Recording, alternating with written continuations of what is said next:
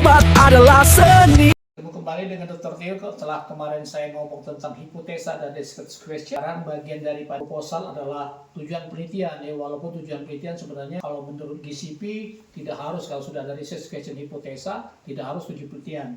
Tapi kebanyakan kita membuat proposal ada tujuan penelitian. Jadi tujuan penelitian dibagi dua biasanya. Jadi tujuan penelitian ada dua gitu ya.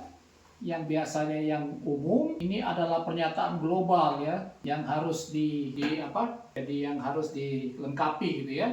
Pernyataan global yang harus dilengkapi gitu ya.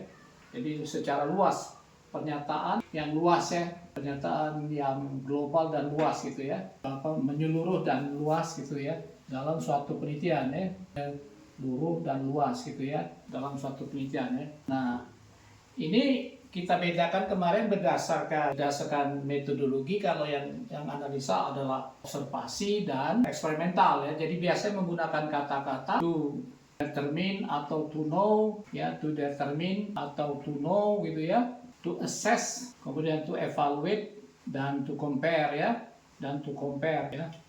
Jadi saya kasih contoh misalnya yang sederhana, misalnya studi observasi. Di studi observasi dulu ya. Observasi misalnya, apakah ada hubungan gitu ya. Jadi kata studi observasi itu kata kuncinya hubungan gitu. Hubungan antara kadar kolesterol terhadap hipertensi misalnya ya. Hipertensi. Jadi tujuan umumnya nanti kita tulis untuk mengetahui gitu ya. Jadi misalnya to determine, mengetahui hubungan gitu ya. Mengetahui hubungan. Jadi pakai kata to determine, mengetahui hubungan antara apa bla bla bla ya. Seterusnya ya. Nah, pada studi eksperimental misalnya pada randomized control trial ya atau uji klinik, kita pakai misalnya research questionnya, apakah misalnya ARB2 lebih efektif dibandingkan dengan misalnya kalsium antagonis pada hipertensi misalnya ya. Ada hipertensi ya. Nah, ini kita pakai katanya boleh mengetahui efektivitas gitu ya, atau menilai efektivitas misalnya, menilai efektivitas tujuan penelitiannya. Jadi tadi pakai kata to assess ya, menilai efektivitas ya. Oke? Jadi kelihatan bedanya ya antara research question dan hipotesa ataupun dengan tujuan penelitian. Nah, yang terakhir adalah kita balik ke sini lagi. Kalau tadi tujuan umum, sekarang tujuan khusus ya. Tujuan khusus kalau itu pernyataan yang luruh, ini pernyataan yang lebih rinci ya, gitu ya, atau detail yang lebih rinci ya, pernyataan yang lebih rinci gitu ya, yang rinci lah, pernyataan yang rinci terhadap suatu penelitian gitu ya, dari penelitian yang sama maksudnya ya, dari penelitian ya. Jadi kalau tadi pakai kata to determine, to know, to assess, to evaluate, sama to compare. Kalau yang ini biasanya pakai kata to measure ya. To measure untuk mengukur, atau to calculate ya. Jadi lebih rinci ya, calculate. Oke, jadi ada perbedaan pengambilan kata-katanya gitu ya.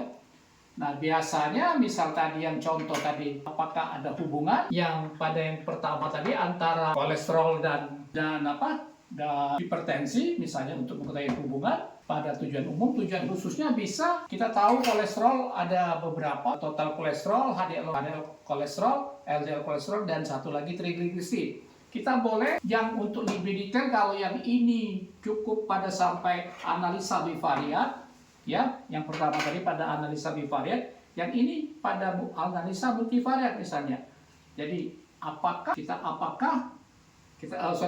bukan pakai kata apakah, faktor resiko mana yang paling berperan. Jadi maksudnya dari faktor resiko mana yang paling berperan gitu ya, yang berperan. Jadi tadi dari sini kan secara keseluruhan total kolesterol segala macam 4 itu ya. Jadi total kolesterol, kemudian LDL dan HDL, terakhir triglycerid. Nah, ini cuma cukup sampai analisa bivariat yang awal ya.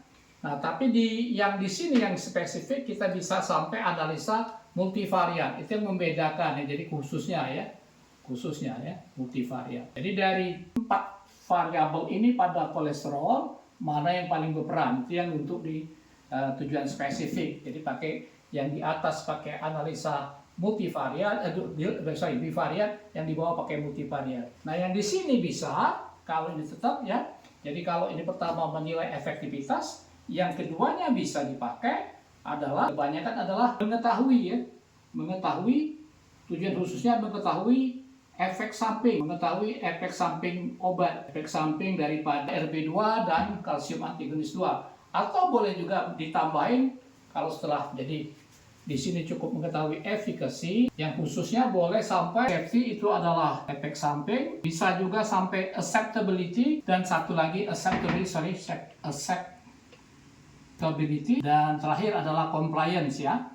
Nah, yang compliance dan acceptability ini kalau pemberian obat itu berbeda gitu ya. Kalau pemberian obat itu jadi route administration-nya berbeda, lihat. Route administration berbeda. Jadi bisa sampai ke acceptability dan compliance gitu ya. Itu dulu untuk melengkapi daripada hipotesa dan research question. Terima kasih telah menonton. Silakan subscribe, like, and share. Ciao.